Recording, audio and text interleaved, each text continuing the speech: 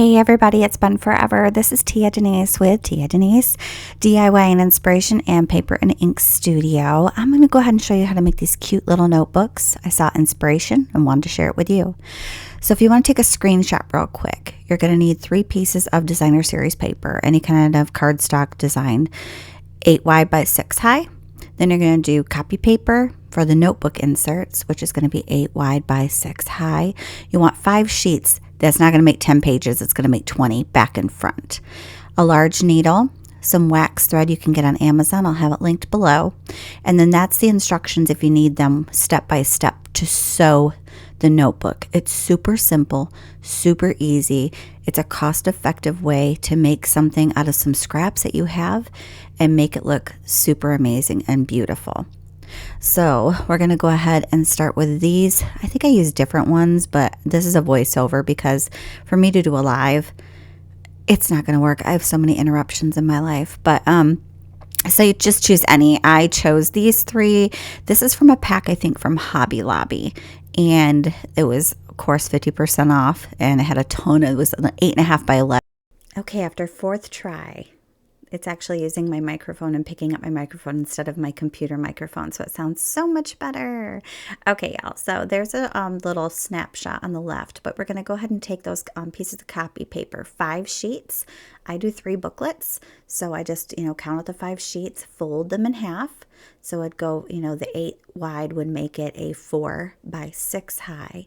So you can corner around the edges of these. You can put a cute little border corner, like a border corner, a cute corner round kind of a thing. I know there's different ones out there. Just do what you would like. So to sew them together, you're going to take a dull needle. I think this is a dull needle. My mom passed away, and so I inherited a lot of her sewing things. And it's a very blunt end. So it's like 1, 2, 3, 4, 5 inches wide. And any needle is going to be fine. This one's just easier because it's thicker paper. Wax thread, I'll have that. That's for bookbinding. I can have that linked below as well. It's on Amazon, or just type in wax thread bookbinding too. I'm not out here to make $1 million on YouTube, so do what you guys need to do. So I go ahead and take those 5 inserts that are folded, put it inside of the designer series paper. I'll take it on my glass mat. I recommend not using a glass mat. Use your quilting or your self-sealing one because it's non-slip. This one's kind of slippery. But what you'll do is you'll find that middle point. You'll take the blunt end of that needle and you'll kind of like eyeball it a little bit to see. It's okay if it's not exact. It's perfectly fine. Nothing is perfect. Nothing's exact. And sometimes the paper's a little bit too hard. You can actually take that needle and kind of put it up on its end, which I'll show you because it's either in this booklet or the next booklet. Here it is. It's a little difficult sometimes. So you just kind of got to use a little brute force from that mat underneath or table or whatever you're using. And you're going to go 1 inch in from the top, 1 inch in from the bottom. And you're going to do that for all the notebooks. So I'm going to show you again with one more notebook. So you're going to take those 5 sheets of copy paper, which are 8 wide by 6 high, fold them in half on the 8-inch side, so it'll be 4 by 6. Put those sheets right into your cardstock paper, designer paper. And again, you're going to go ahead and find that center line. Take that needle. Mine gets a little slippery, and plus to pick it up with fingernails, it's kind of hard to do. And this is before I have the thread on, just FYI. So you're just doing this before you even put the thread on. I mean, you could do it with the thread, but honestly, I wouldn't. You can. I might want to try it just to see if it makes it go by faster. I never thought about that. See the funny things that you come up with when you watch your videos. So you do the middle one, then you do 1 inch in from the top. And then push that on through. Like I said, the glass mat is kind of slippery, so I'm very, very careful. Be careful. You're an adult. I shouldn't have to tell you to be careful. I'm putting a disclaimer. I'm telling you to be careful. So you go ahead and make all 3 of those holes in there. If it's a child, you could try a paper punch. I don't think it's going to be as good, though. Or a small, like an eyelet punch. You could do that, too, if you have, like, the big bite that actually goes to the middle. This is where you're going to take your wax thread. You go ahead and thread it onto that needle. And then I also have the directions on how to actually sew the notebook on that white piece of paper that has the dimensions of the paper. So that way you can always go back. So you're going to put it through the middle from the inside to the out, through the middle first.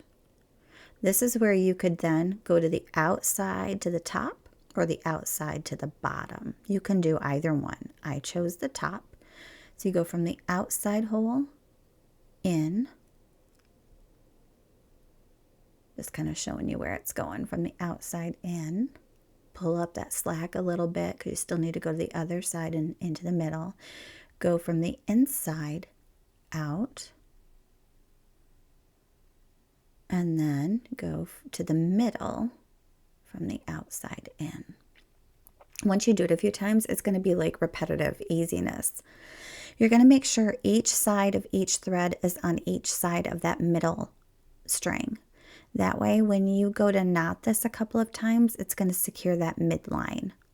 So just make sure, you'll see it when you do it. You'll see one side, oops, hit my microphone.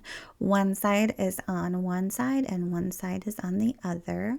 I'll go ahead and knot it up, squish down real good. I forgot my scissors, so I'm going to run and get my scissors real quick. Don't you hate that when it happens? You're doing something, you're like, oh my gosh, I forgot the most simple and basic thing. So I went ahead and cut those tails off. I give it a little squish right there at those holes where the wax is. It kind of seals them right in right there. And there you have it. There's a cute little notebook. I go ahead and put my label stickers on each individual notebook. That way, if you want to sell them individually, it's easier. Or once the person divides them out and they want to remember where they got them from or who they got them from as a gift, or they want to purchase more, they can always do that. I think it makes a great teacher gift. I go ahead and put my label on it with my website and things. I pack them in a pack of 3. I'll typically sell them for $7 for a pack of 3 of them. They're hand stitched. If you want me to put a template for this on my website, let me know, because I have my shop linked to one part of my website, and then I have all my DIYs and inspiration and templates to download on my main website. And then I go ahead and take my tape runner and I glue it so it's nice and secured, or taped so it's nice and secured. But there you have it. There's 3 little cute, quick, easy, hand-stitched notebooks. 20 pages each, 60 pages total. It's adorable. I mean, you can always stamp little stamp images on the pieces of paper if you want to be a little extra. You can put cut-up parts in there. You can round the corners. I always tell you, time and time again, this is your project. The possibilities are endless. Thank you so much for watching my video. I appreciate all of your feedback. I appreciate you being very patient with me with everything that's been going on in my life. I couldn't ask for a better group of people to hang out with. So make sure you like if you like this video. Subscribe to my channel if you haven't already. And I will see you on my next video. Bye guys. You take care.